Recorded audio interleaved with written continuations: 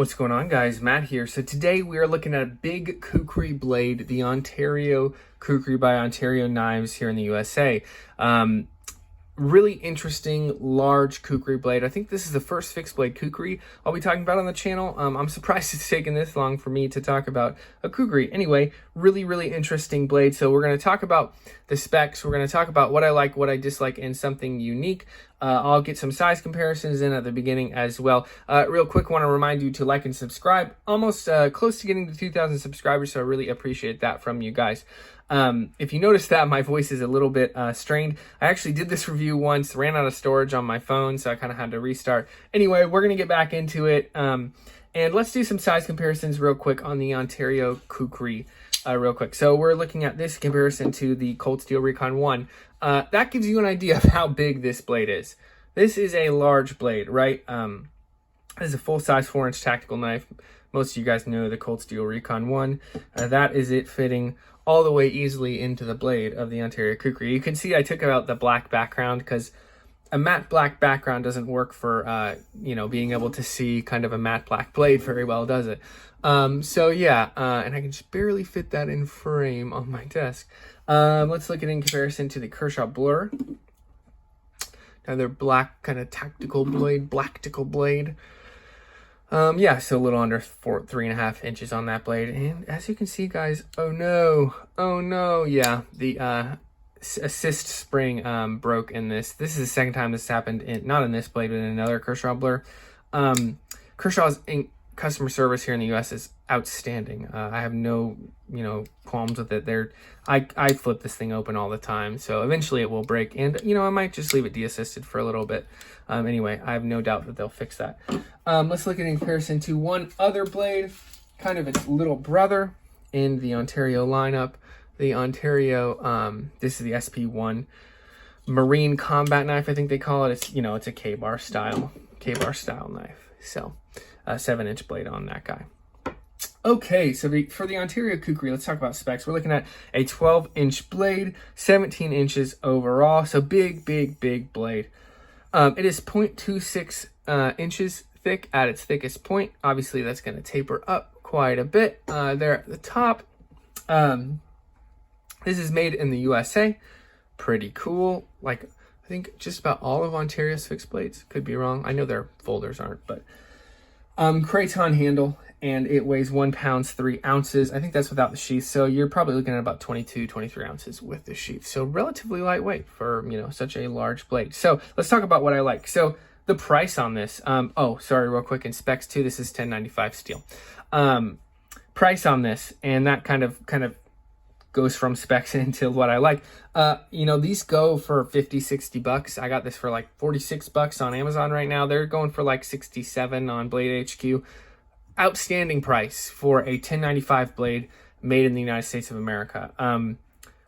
That's about as good as it's gonna get when it comes to a big blade like this. I really can't think of any other company making knives here in the USA that's going to make something like this at this price. I know K-Bar makes their big K-Bars, their big brother K-Bars, and I think they even make a Kukri or something as well. But it's not this inexpensive. It's not even anywhere near close. So excellent job on the price on this Ontario. Just very good. It's about as good as you can get for a USA made blade. Another thing I like is it's a big Kukri, and I love Kukris. For those of you who don't know, obviously you can see this isn't a classical, kind of Bowie style survival knife. This is the Ontario SP5. This has this recurve, right? So the Kukri knife, it has origins in Nepal from the Gurkhas. And I believe the British soldiers in World War II, they fought alongside them. They saw how effective the blade was, both in, being in the jungle and also just as a defensive weapon. The reason it is so effective is partially because of that forward heft you have, right? So you just have this big, thick blade kind of up here. And so that allows it to kind of be hatchet-like in the way it chops. It's not balanced towards the handle like a lot of fighting knives are, or Bowie knives. It's kind of balanced kind of closer up here. So it has that heft in it. It's about as close as you're going to get to like axe-like performance in a big blade. Outstanding performance. I love big Kukris. I'm surprised I haven't reviewed one since I've had the channel. But yeah, so Love a big Kukri blade. Another thing I love is this handle. The handles on these SP series are just outstanding. Just really comfortable craton, very simple, no frills. The cold steel one has, it has kind of that texture to it. This texture is just fine. It's maybe not as grippy. I don't know. You have those rivets though that it's gonna lock you in plenty, and it's not going anywhere. And it's also very comfortable, just incredibly comfortable in the hand. No hot spots whatsoever. And I have used the heck out of these handles. As you can see on this SP1, I've had this. This might be the oldest blade I own right now. This is over 10 years old, I believe, or about 10 years old. As you can see, I've reprofiled that edge, used it a ton, essentially the same handle. And yeah, just it's not wiggling, it's not loosened up from the tang at all. No worries on that. And I haven't had it as long. I've only had this for a few years, but as you can see, I've also used this plenty. And yeah, no issues on the handle loosening up from the tang. I know that's a worry a lot of people have with craton handles because I believe, the tang is probably just heated and they're kind of just fitted on there. So that makes sense that it might loosen over time, but outstanding handle. It's made in the USA. Awesome. I think it's great. Things made in my home country. I think everyone appreciates that. Let's see. Yeah. So I think that's about all with stuff I like.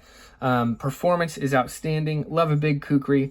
Love that it's made in the USA, and the price is just outstanding. And also this handle, great job. What I don't mind, so the sheath is okay, right? It'll get the job done. It's more of a blade cover, to be honest. Ontario and the SP lineup, which is kind of their kind of budget lineup, you could say. They used to make their sheaths like this, and it was really interesting. It has this leather backing, this leather belt loop, and then it had this really, really thick nylon front. And their Kukri blade, their Kukri sheath was made that way. Their SP10 Bowie sheath was made that way. And recently they switched to kind of this style. This is a newer SP1. It has a plastic insert right in here. Let's see, I'll take this guy out. Yes, I have another one. Has a plastic insert right there, and it's thick ballistic nylon. Which one do I prefer? I feel like this is higher quality, to be honest. I like the sheath. I don't know why. It works, and it's worked for a long time, and it's just a good sheath. This is probably a little bit more utilitarian in that it won't hold water in that leather. It also has like molly straps on the back, but I don't quite like it as much as the original. It feels less like a belt sheath and more like a pack sheath. Like you have a belt loop right there, but I don't know, that's hanging down relatively low. I can't imagine I'd want to carry that on my belt for very long. Anyway, this is what most of their sheaths look like. Same thing with the SP5 Survival Buoy, but as you can see, you can't really do that with a blade like this because you have such a big recurve. So they just went with this standard nylon. Now, this nylon feels pretty high quality. It feels pretty decent. You have a plastic insert in there and then something to stop the blade from, touching the rivets. So the sheath is okay. At this price, I'm not really going to complain much. It's not going to be something I don't like. This is totally okay for paying $50 for a USA made blade.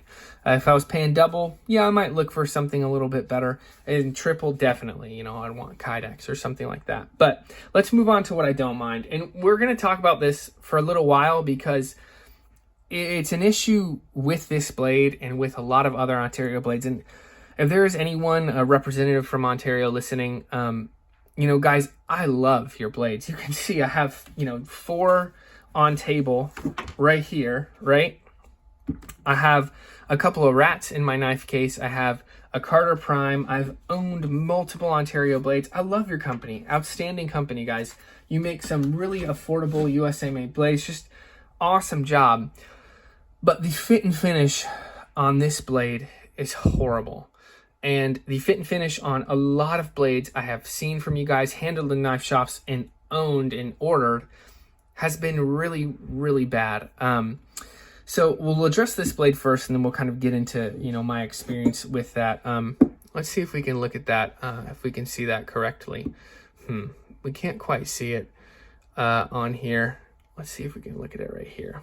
It's kind of hard to see, but this edge is horribly unaligned. Yeah, you can kind of see it right there. Yeah, so it curves all the way up right here. And let's see if we can kind of compare it to something. Yes, these are my notes right here. So you look at something straight and you see kind of how poorly aligned and how poorly misaligned, rather, that edge is. It's just, this knife is like it's warped. It's ground completely wrong, completely off. And if I were to use it, it would be very, very difficult. Sorry, I'm hitting the phone so much. It would be very, very difficult because your edge alignment would be so off. It would be so difficult to kind of work with this as a chopping blade.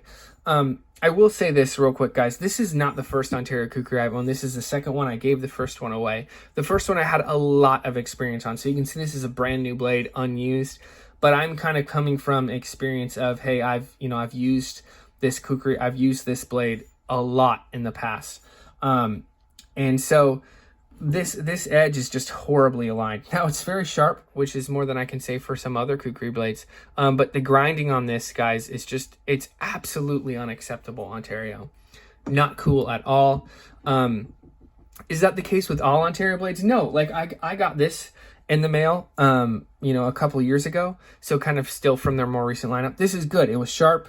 Everything was good. Tip, grinds, everything was decent.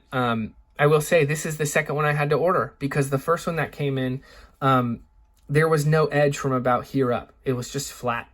And there was really no tip. It was just flat on the top.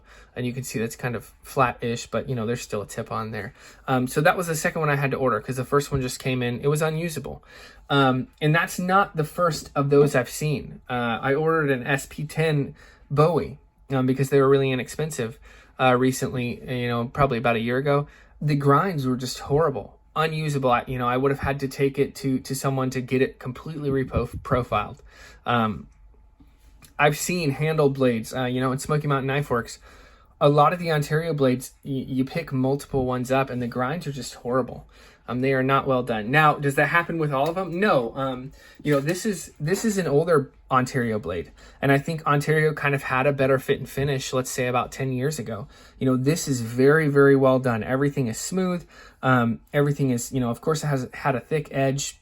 That's not a huge deal. Again, it's an inexpensive blade. I feel like the finish was better back then as well. You can see I've used this a ton.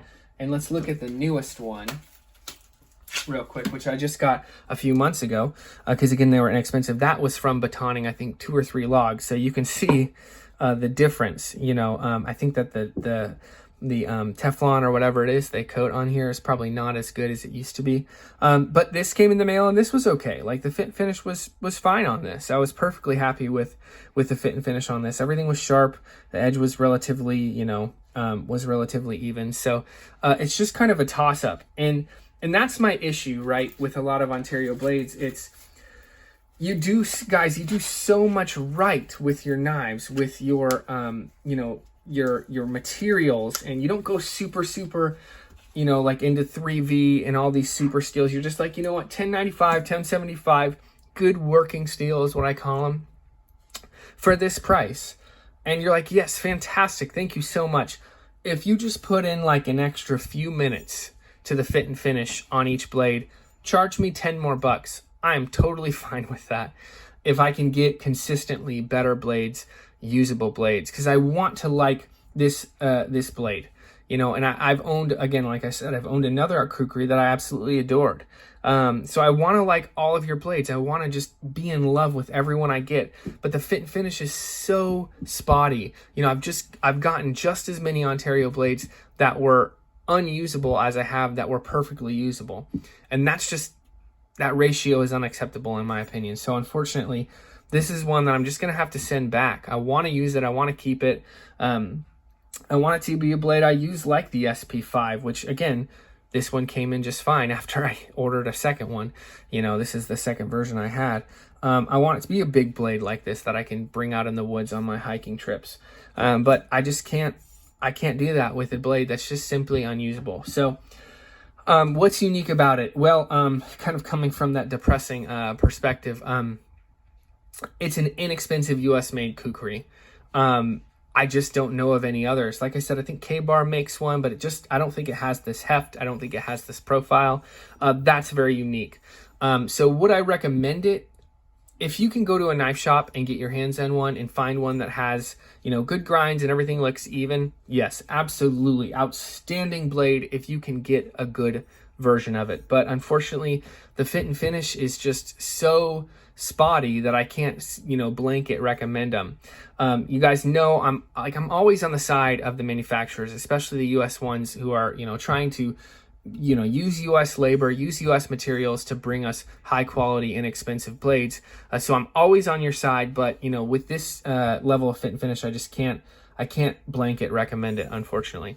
But guys, thanks so much for watching the video. Sorry this one droned on a little bit longer. I had to talk about that, and hopefully we can get Ontario to kind of bump up their quality production. Maybe charge a few more bucks to give us really high quality blades. That would be awesome. Thanks so much. Remember to like and subscribe. We will see you in the next one. Peace.